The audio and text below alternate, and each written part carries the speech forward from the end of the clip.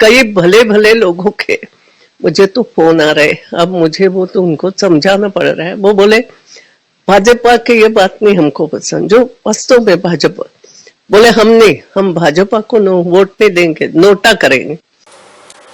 नमस्कार साथियों, मैं आपका दोस्त अशफाक अहमद और आप देख रहे हैं देशभक्त चैनल। ये मोदी जी जो है किसी भी तरीके से चुनाव जीतना चाहते हैं, तो उसके लिए वो कुछ भी अपनाने को तैयार होते हैं, कैसे भी बस चुनाव जीतना है। तो ये बैकफायर भी कर जाता है और ये चुनाव जीतने वाला जो प्रोग्राम मोदी जी का है वो तब चलता है जब कोई बहुत जो वेव होता है सरकार के खिलाफ, उस तरीके का नहीं चल रहा हो, तो वैसे में जनता जो है माफ कर देती है सब काम।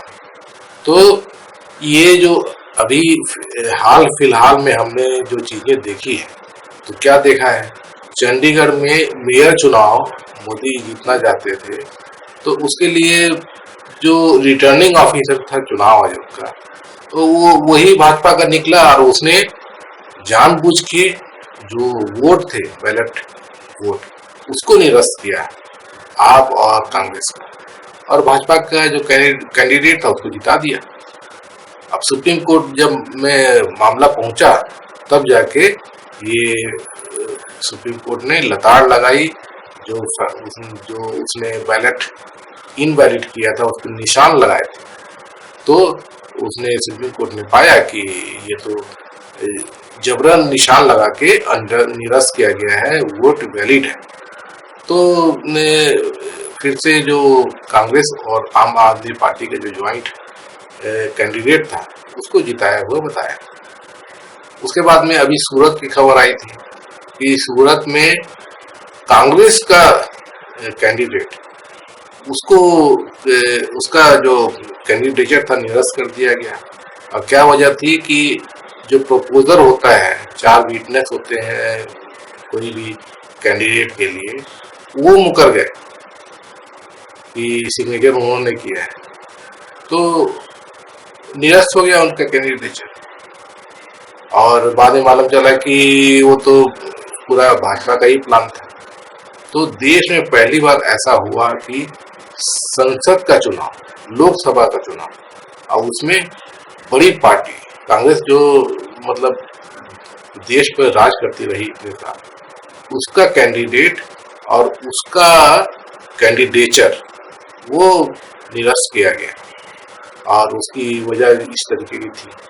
और जबकि जब नॉमिनेशन होता है, नामांकन भरते हैं जो कैंडिडेट, तो क्या होता है कि उसमें अगर कुछ भी कमी भी रहे, जैसे फॉर्म आपने भर दिया, तो चुनाव आयोग जो होता है वो उसको निरस्त ऐसे नहीं कर देता है। वो बताता है कि ये कमी है, तो उसको आप ठीक कर लीजिए। कहीं सिग्नेचर भूल गए, कहीं फोटो लगाना भूल गए, कहीं गलत जानकारी जो दी है उस दुरुस्त नहीं है।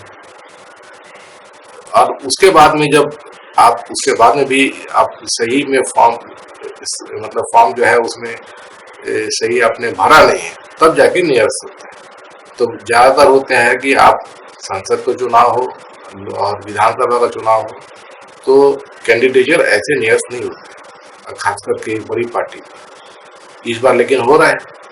तो सूरत में देखा, उसके बाद में अभी खबर आई कल की पुरी में संबित पात्रा जहां से चुनाव लड़ रहे हैं, वहां के जो कांग्रेस कैंडिडेट है उन्होंने अपना नामांकन वापस ले लिया। और इंदौर का भी आपने सुना था पिछले हफ्ते कि वहां पर जो कांग्रेस के कैंडिडेट थे अक्षय बाम, वो अपना कैंडिडेचर जो है वापस ले लिए।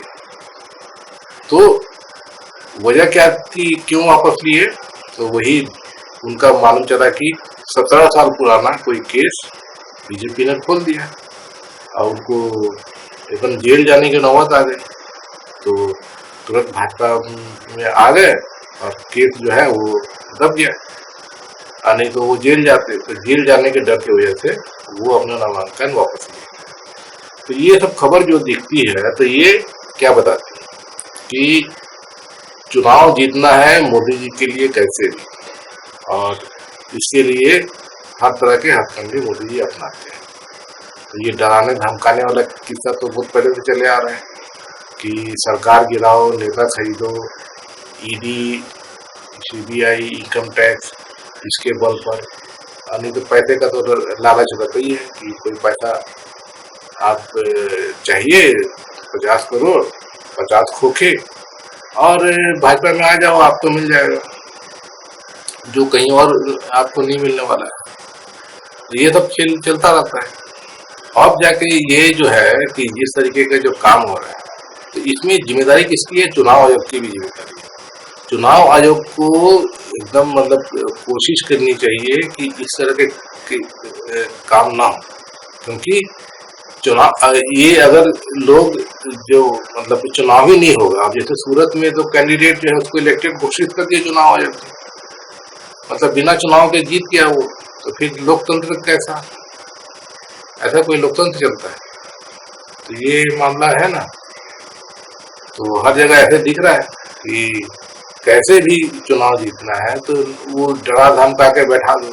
अब ये डराने धमकाने वाला के पहले भी कुछ होते थे, तो निर्दलीय हो गए, कोई छोटी पार्टी के हो गए, तो उनको कुछ पैसे दे दो और बैठा दो या डरा के बैठा दो, ऐसे सुनने में कभी कभार आता था। लेकिन कांग्रेस जैसी बड़ी पार्टी का कोई कैंडिडेट है और उसको बैठा दो, तो ये तो मतलब बहुत बड़ी बात हो गई ना। चुनाव आयोग को इसके बारे में पूरा ये करना चाहिए। तो चुनाव आयोग के नाम पे देश में जो कुछ हो रहा है आप देख ही रहे हैं। चुनाव आयोग जो है मोदी जी की जेब में है, तो इसीलिए कुछ करेगा नहीं चुनाव आयोग, मोदी जी जो चाहेंगे वही होगा। तो ये एक मतलब एक पहलू हो गया। दूसरा पहलू क्या है कि ये जिस तरीके की कार्यशैली मोदी जी कर रहे हैं, तो इसका प्रभाव क्या पड़ रहा है जनता पर? तो जनता देख रही है कि मोदी जी जो है पूरा 400 पार का जो नारा लगा रहे थे, तो उसका मकसद जनता समझ गई है कि 400 पार क्यों करना है, कि संविधान बदलना है। संविधान बदलने से क्या होगा कि जो आरक्षण है वो खत्म हो जाएगा। मोदी जी ऐसे भी आरक्षण खत्म करने के लिए क्या कर रहे हैं कि सरकारी कंपनियों को बेच रहे हैं, तो आरक्षण खत्म। उसके बाद में भर्ती नहीं कर रहे हैं, तो आरक्षण खत्म। उसके बाद में जो बड़े ओहदे होते हैं आईएएस वाले, तो उसमें लेटरल एंट्री कर रहे हैं। लेटरल एंट्री मतलब कि वो आईएएस का एग्जाम देने की जरूरत नहीं है, कोई आरएसएस का आदमी है उसको सीधे कहीं पे बैठा देंगे सरकारी पोस्ट। तो इस तरह का भी काम चल रहा है। तो जनता जो है ये सब चीज देख रही है और नाराज है।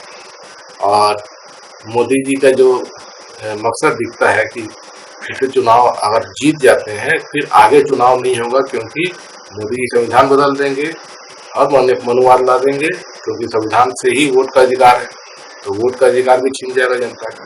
तो ये सब भी जनता देख रही है।